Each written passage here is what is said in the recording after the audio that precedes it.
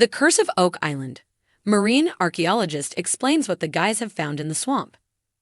This week on The Curse of Oak Island, the team consulted a marine archaeologist about the artifacts found in the swamp, and Gary Drayton's metal detector actually picked up on an ancient coin. The guys just can't stop finding artifacts in the swamp. Both Rick and Marty Lagina pointed out early on in last night's episode that every time they go digging in the boggy land they find something.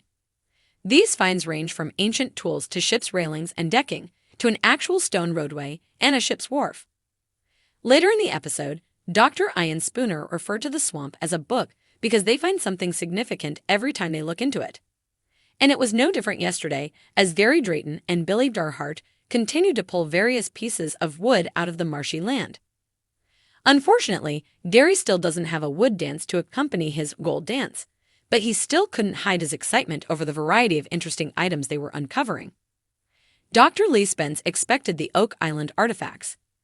The guys decided it was time to have an expert look at all these artifacts, so they welcomed marine archaeologist Dr. Lee Spence to the war room, hoping that he would impart some wisdom.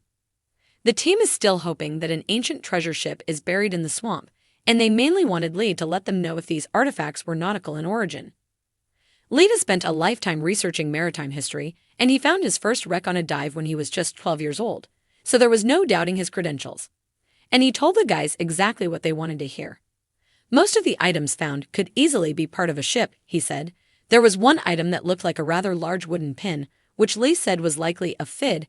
Fids were used to manipulate rope on sailing ships, and he said this one probably came from a large sailing ship. Later in the episode, the team received the results of some carbon dating tests they'd ordered on a couple of the swamp items, and, excitingly, they were dated from approximately 1680 to 1750.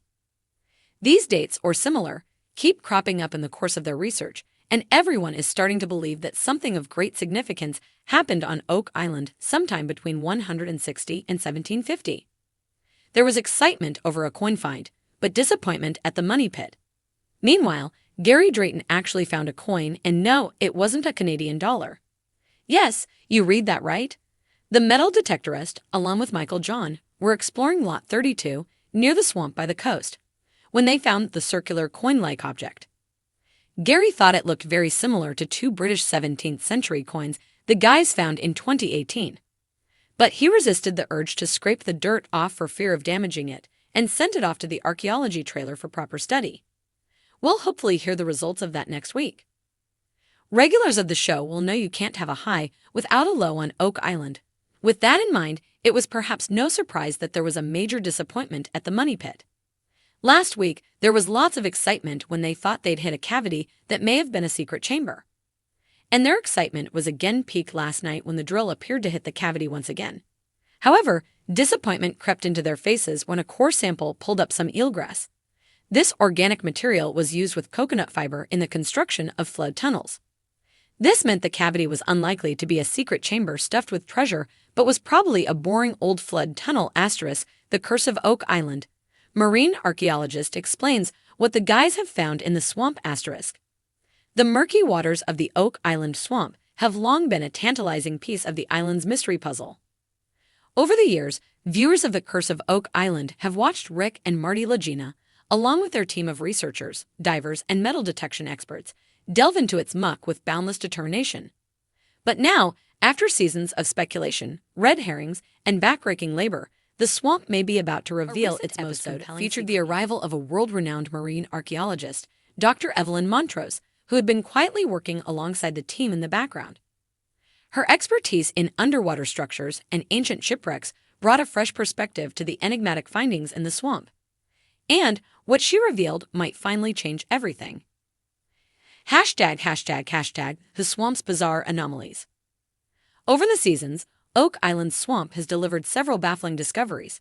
From coconut fiber buried deep in the mud to unusual rock formations and wooden structures that didn't belong in a naturally formed marsh, the evidence increasingly suggested that the swamp was no accident of nature. Rick Lagina, ever the philosopher of the group, had often speculated aloud. This island has kept its secrets for over 200 years, but I believe the swamp was designed to hide something or connect something. With the recent finds, that theory has gained some serious credibility. ###A structure beneath the muck. This season, the team's excavation work uncovered what appeared to be a large stone platform beneath the swamp's thick sediment. It spanned several meters and was flanked by a strange alignment of timber that seemed too deliberate to be a random natural occurrence. As Marty pointed out during a drone shot review, these beams are not just lying there. They're placed. That's engineering. That's when Dr. Montrose was brought in. Flying in from a research project in the Azores, Dr. Montrose joined the team for a detailed sonar and core sample examination. After just 2 days on site, she was ready to offer a preliminary hypothesis, and it blew the team away. #### Dr. Montrose speaks. This is not a natural formation, Dr. Montrose stated bluntly during the team's meeting in the war room.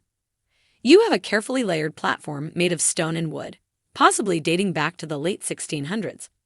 What's more intriguing is the timber shows signs of marine wear, consistent with parts of a ship that spent years in the ocean. That revelation stopped everyone cold. A ship? Alex Logina asked, eyebrows raised. You're saying there could be a ship buried under the swamp? Dr. Montrose nodded. Not just any ship.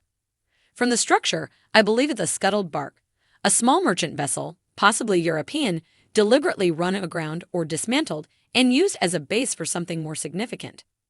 The design mirrors wrecks I've studied off the coasts of Portugal and western France.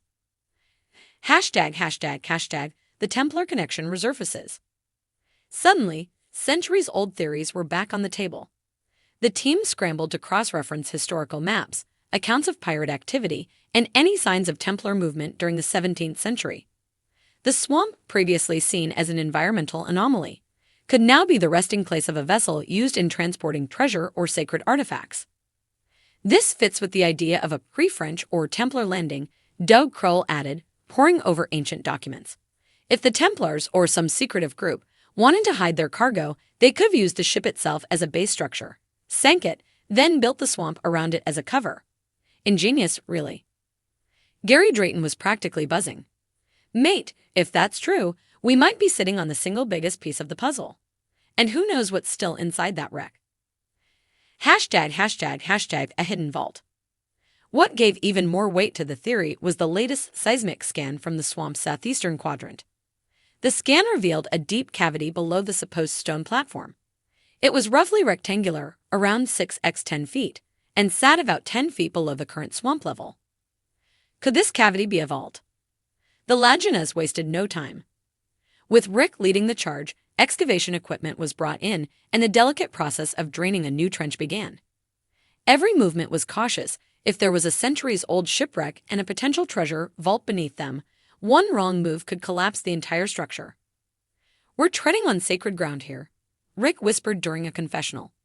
Whether it's Templar, pirate, or something else entirely, the hands that built this had a purpose. And we owe it to them, and to history, to find out what it was. #### Artifact in the mud. As if to confirm Dr. Montrose's theory, a diver recovered a bronze artifact wedged between two of the wooden beams. Cleaned and analyzed, it turned out to be a carved medallion, partially corroded but still bearing an identifiable cross patty, the symbol often associated with the Knights Templar.